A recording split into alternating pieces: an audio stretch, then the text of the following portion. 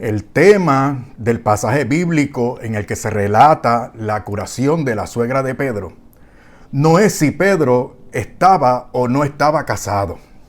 Lamentablemente, cuando se menciona el relato bíblico en el que el Señor sana a la suegra de Pedro, la atención se limita a que si Pedro era casado o soltero o célibe. Y esto en el debate entre protestantes y católicos romanos y católicos ortodoxos sobre el celibato de miembros del clero.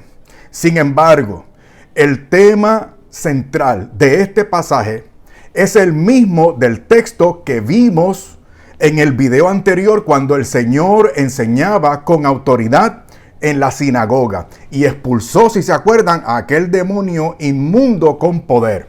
Es decir, que el tema aquí es el siguiente: que Jesucristo cumple por medio de sus milagros lo que dicen las Escrituras para señalar al Mesías, al Rey y al Salvador del mundo. Entonces, no pierdas esto de perspectiva, porque ahora en este video vamos a ver cómo se sigue extendiendo la autoridad y el poder del Señor en el ámbito familiar, entre los suyos, y a través de los suyos para todos los que se acercan a la casa de sus discípulos. Muy bien, y así, ojalá se manifieste el Señor Jesús en nuestras casas y familiares, para alcanzar a todos los que se nos acerquen buscando la sanación y la liberación del Señor Jesús. Seguimos con San Marcos capítulo 1, ahora, versículos del 29 al 31. Vamos a concluir con los versículos 32, 33 y 34. Luego, al final. Ahora, versículo 29 del primer capítulo de San Marcos. Dice: inmediatamente después de haber salido de la sinagoga, fueron a casa de Simón y Andrés, con Jacobo y Juan. Vamos por parte. Dice el texto: inmediatamente después de haber salido de la sinagoga. Ese inmediatamente después, como hemos aprendido en esta serie de videos, es típico del Evangelio de Marcos. Pero aquí es muy importante porque se nos ubica inmediatamente después del evento de la sinagoga en Capernaum, en ese mismo día sábado, o sea, el día sagrado. Esto expresa la continuidad de las obras del Señor en la sinagoga que vimos en el video pasado, en el pasaje anterior. Esto como una continuación de las obras autorizadas y poderosas de Cristo, que no se queda en el contexto religioso de allá de la sinagoga, del culto, sino que lleva lo religioso, lo litúrgico y lo espiritual a una familia en una casa particular. Es como si aquí el Señor demostrara la parte práctica de la religión verdadera. Es decir, como si diera cumplimiento a su doctrina y manifestara su poder ahora, en esa casa en la que no hay público, sino donde están solo sus amigos y una señora enferma. Esto hay que aplicarlo a nosotros también. Pregúntate, ¿cuántas veces expresamos la fe y practicamos la religión en la iglesia nada más, o en contextos religiosos, o donde se encuentran nuestros hermanos, y fuera de ese ambiente seguimos como los demás? Es decir, sin llevar a Cristo a los nuestros, a nuestras familias, sin expresar fervor o escondiendo o disimulando los actos de piedad, como la caridad cristiana o la evangelización explícita. Es decir, en el contexto religioso, Jesucristo; allá en el mundo, el universo. Acá, teología; allá, sociología. Nos estamos dividiendo, nos estamos fragmentando.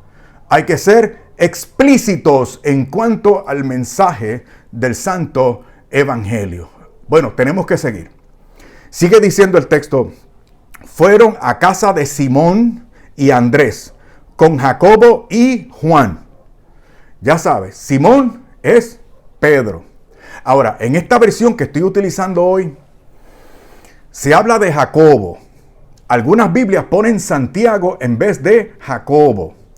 Pero este que aquí se identifica no es el que conocemos como Santiago o Jacobo, el hermano del Señor, que es también el escritor de la carta que lleva su nombre en el Nuevo Testamento, y quien además fue el primer obispo de la primera diócesis en la historia, que fue Jerusalén. Este otro Jacobo del que estamos tratando hoy, o Santiago, que se menciona aquí, es el hermano del discípulo Juan. Ambos discípulos llamados por el Señor a seguirle. Esto para que ustedes tengan en claro de qué personas estamos hablando. Sobre este lugar y la casa de Simón Pedro en la que se da esta historia, te presento un dato que demuestra una vez más, esto es interesante, una vez más la historicidad de los relatos evangélicos. ¿Sabías tú, mi hermano, mi hermana, que los arqueólogos han encontrado esta casa de Pedro y Andrés? Pues sí, mira. Luego, sobre esa casa se construyó una iglesia cristiana bizantina, es decir, del rito oriental, un estilo que evidencia la importancia conmemorativa de lugares importantes del cristianismo del primer siglo. Y además, para que notes bien la exactitud de este relato bíblico que estamos tratando hoy, han descubierto las ruinas de una primera sinagoga en aquel lugar, a unos pocos metros de la casa de Pedro, y que data también del primer siglo, en la misma época en la que se ubica la historia de nuestro pasaje que estamos estudiando en este video, y que estudiábamos también con respecto a la sinagoga, que estudiábamos también en el video anterior. ¡Qué maravilla, my friend! Entonces, todo lo que dice el Evangelio es verdad. Y todo lo que cuenta ocurrió. Así que no le creamos a los escépticos que niegan la historicidad e infalibilidad de la Escritura. Ahora, fíjate en la pantalla y mira el yacimiento arqueológico en cuestión. En el primer plano tenemos el complejo de casas de ese lugar. Es decir, esas eran las casitas donde estaban los vecinos de Pedro y su hermano Andrés. ¿Okay? Y en la parte superior, allí puedes ver arriba, la iglesia construida en el siglo V sobre la casa del apóstol Pedro. Bueno, ahí tienes la evidencia. Ahora vamos a continuar con el versículo 30 de nuestro pasaje. Dice: y la suegra de Simón yacía enferma con fiebre, y enseguida le hablaron de ella. Otra vez por parte, poco a poco. Dice el texto: y la suegra de Simón yacía enferma con fiebre. Sobre esta mujer, ya sabes, se menciona su parentesco para apuntarla como miembro de la familia, como una persona que aquellos discípulos añaden como de los suyos, y por lo tanto de Cristo también, porque si era pariente de ellos, estaba entonces como consecuencia cerca de Cristo. ¡Qué chévere es esto! Aquí vemos cómo nosotros y los nuestros somos incorporados al rango de intimidad con el Señor, es decir, más allá de la sinagoga. Aquellos eran, entre comillas, extraños, aparte del mismo pueblo, pero no de la familia. Ahora está con la familia. Aunque al final, eso sí hay que aclarar, aunque al final de esta enseñanza vamos a ver cómo el efecto de esta intimidad repercute en otros muchos. Porque lo que la gente allá afuera ve y escucha de nosotros les llama la atención. Y por eso tú y yo hemos experimentado, somos testigos, tú y yo, cómo algunos recurren a nosotros cuando tienen necesidades espirituales. Nos ha pasado. Tú y yo podemos testificarlo. Nos ha pasado cuando los que nos rechazaban y hasta se burlaban de nosotros, cuando les toca la necesidad de Dios, nos procuran. Y es ahí, entonces, cuando le presentamos al que nos ha llamado a nosotros, que somos sus discípulos y que ha sanado a los nuestros. En este pasaje representado en esta señora suegra de San Pedro.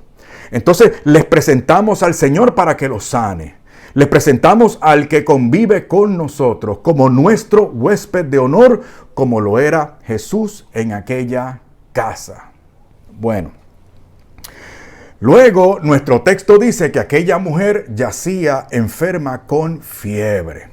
Otro dato interesante y muy significativo, ya vas a ver.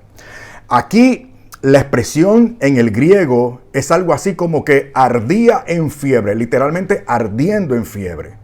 San Lucas, que era médico, en su pasaje paralelo de Lucas 4, usa una frase propia de la técnica médica. Dice literalmente San Lucas, aquejada de una fiebre muy alta. Pues bien, nota que en aquellos tiempos bíblicos del primer siglo, el síntoma de la fiebre se entendía de manera muy diferente a como lo hacemos hoy en día. La fiebre no era considerada simplemente como un síntoma de una infección o enfermedad, sino más bien como una enfermedad en sí misma. Esto es importante y por eso me detengo en este punto por un ratito, porque esa condición de la suegra de Pedro tiene también una connotación teológica y espiritual profunda. Como quiera, dice que ella ardía en fiebre. Y por lo que hoy conocemos, sabemos que esa condición era extremadamente peligrosa y potencialmente mortal. De hecho, algunos estudiosos sospechan que esta mujer padecía de una condición potencialmente mortal, como hemos dicho, como es la disentería. No soy médico, pero investigué para ustedes. En la que se da, entre otras cosas, una hinchazón del colon y con unos síntomas sumamente desagradables, como quiera. O sea, que en lugar de detenernos en la cuestión médica o científica, debemos considerar esa fiebre terrible desde un trasfondo espiritual o religioso. Fíjate, la fiebre era una de las calamidades asociadas al juicio de Dios. En la pantalla ves ahora los textos bíblicos, las referencias bíblicas que te demuestran esto. Calamidades asociadas al juicio de Dios. Eso representaba la fiebre. Veamos un poco esos aspectos religiosos y espirituales para nosotros hoy. Escucha. Se pensaba que ese tipo de fiebre podía estar asociada con la impureza ritual o con un castigo divino, o sea, como causa del pecado o incluso como producto de una influencia demoníaca. En este sentido, la fiebre, al igual que otras enfermedades, no solo afectaba la salud física, sino que también afectaba las relaciones sociales y religiosas de la persona con la comunidad. Entonces, quizás tú hoy tengas una fiebre abrasadora, producto de una gran infección que podría matarte espiritualmente por toda la eternidad. Me refiero a la peor desgracia, a nuestro problema número único, que es el pecado. El pecado causado por la infracción a la santa y justa ley de Dios de nuestra parte. Pero si esa es tu condición, te tengo una buena noticia. Al igual que le contaron al Señor acerca de aquella mujer para que Él se compadeciera de ella y la sanara, al Señor también le han hablado de ti. Seguimos. Y enseguida le hablaron de ella. Eso dice el texto. Enseguida le hablaron de ella. Como al Señor le han hablado de ti. Han hecho referencia de ti. El Señor se ha enterado de tu necesidad porque los que te aman han hecho referencia de ti al Señor. Aquí se mira el amor por la persona afectada, pero también, sin preverlo quizás, también se pone remedio a la falta de servicio que ella supliría luego. Sí, porque no somos sanados porque sí, sino con un propósito. Estás advertido. El Señor te ama, se fija de ti, le han hablado de ti. Él quiere tocarte, quiere hacerse de tu mano y quiere levantarte. Quiere levantarte para que se te vaya la fiebre. Pero el propósito o la finalidad no es la eliminación o erradicación de la enfermedad. No. Y claro, el perdón del pecado, entrar en gracia, en amistad con Dios, eso es importantísimo, eso es vital. Pero ¿para qué se da eso? Eso también es muy importante. Eso debemos hacer nosotros. Primero, hablarle al Señor sobre ellos y a continuación presentarle a los necesitados de su toque sanador. Eso fue lo que hicieron Pedro y su hermano Andrés. ¿No nos pasa eso a nosotros también? ¿Acaso no consideramos las enfermedades, problemas, vicios, etcétera, como condiciones de pecado? ¿O por lo menos falta de intervención divina o de ausencia de Dios? Mira, no importa. Dale el significado que quieras. Dale la explicación que entiendas o el diagnóstico que se te ocurra. Pero aquí lo más importante es que Jesús no se detuvo ni se detiene hoy en las causas. Él estuvo en la casa de Pedro y hoy está en la casa de tu cuerpo o en la de tu familia. O quizás ni siquiera tienes dónde vivir. Eso no importa ahora. Lo que importa es que alguien le ha hablado de ti al Señor. Gente que te conoce, gente que te ama y que le han hablado al Señor sobre ti, acerca de ti, para tu beneficio, para tu sanación, para tu salvación, para tu liberación. El Señor te visita hoy. El Señor vino a visitarte. Quizás, como la suegra de Pedro, estás tan enfermo que no te puedas levantar a recibirlo. Quizás estás tan débil que ni siquiera lo puedes escuchar. Ni siquiera lo puedes escuchar decir que te sana. Por eso, en el relato que estamos estudiando, el Señor no le dijo nada a ella. Aunque sí, de acuerdo con la versión de San Lucas, le habló a la enfermedad, al problema, a la maldición representada para nosotros en aquella fiebre terrible. Veamos eso a continuación. Versículo 31. Jesús se le acercó y tomándola de la mano, la fiebre la dejó y ella les servía. Mira qué interesante. No le habló a ella, se acercó y la tocó. A quien le habló el Señor fue a la fiebre, según la versión de San Lucas. Dice Lucas que a la fiebre la reprendió. El Señor reprendió la fiebre. Y esto es importante también, porque ahí la palabra reprendió es la misma que en el griego se traduce en el relato anterior. ¿Te acuerdas del video anterior? El Señor en la sinagoga, cuando reprendió a aquel demonio inmundo. Esa es la misma palabra, reprendió. Como reprendió a aquel demonio, reprendió la fiebre que aquejaba a esta mujer. Ya hice claro que este relato de hoy sucede inmediatamente después de ese mismo día sábado, donde se dio la enseñanza autorizada y el poder de Jesús sobre los demonios. Entonces, aquí ahora, tenemos esa misma autoridad y poder. Porque lo mismo que has escuchado sobre el poder y la autoridad de Jesucristo en otros lugares y con otras personas, se pueden dar hoy mismo en tu vida, en tu casa y con la gente que amas.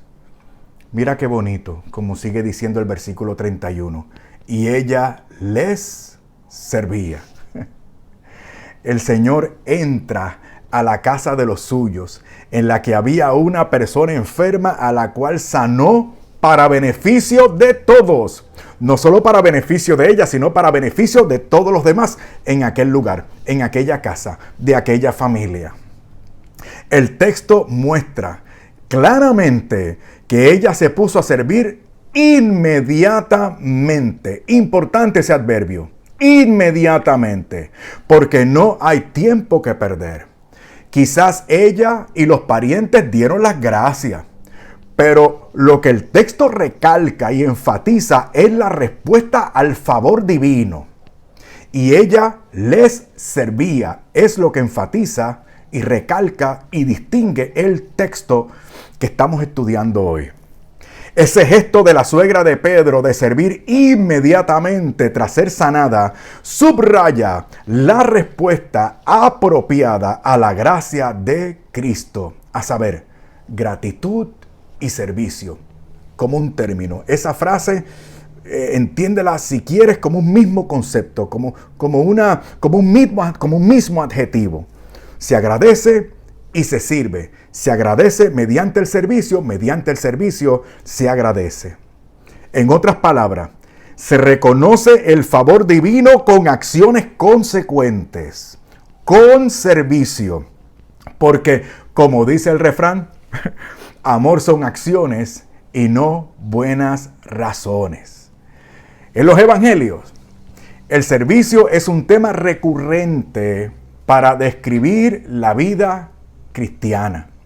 Jesús mismo enseñará más adelante que Él no vino para ser servido, sino para servir. Aquí en este mismo Evangelio de San Marcos, capítulo 10. Por lo tanto, la acción de la suegra de Pedro también puede ser vista como una respuesta adecuada al encuentro con Cristo. Es decir, el discipulado auténtico se vive en el servicio a los demás, porque el que no sirve, my friend, no sirve. Esta curación inmediata también indica algo interesante que conecta con el próximo pasaje sobre otras curaciones que se ven en los versículos 32, 33 y 34. Y es que la sanidad de la suegra de Pedro fue total, fue completa, fue integral. O sea, física por la curación y espiritual por el servicio que ella proveyó.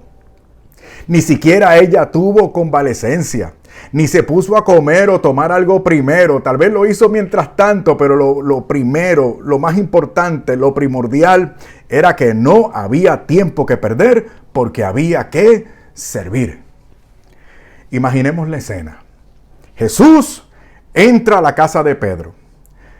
La suegra de Pedro está postrada, enferma, sin fuerzas. Todos la ven incapaz, limitada, reducida a su debilidad. Pero basta con que Jesús la toque y todo cambia. En un instante la enfermedad se va.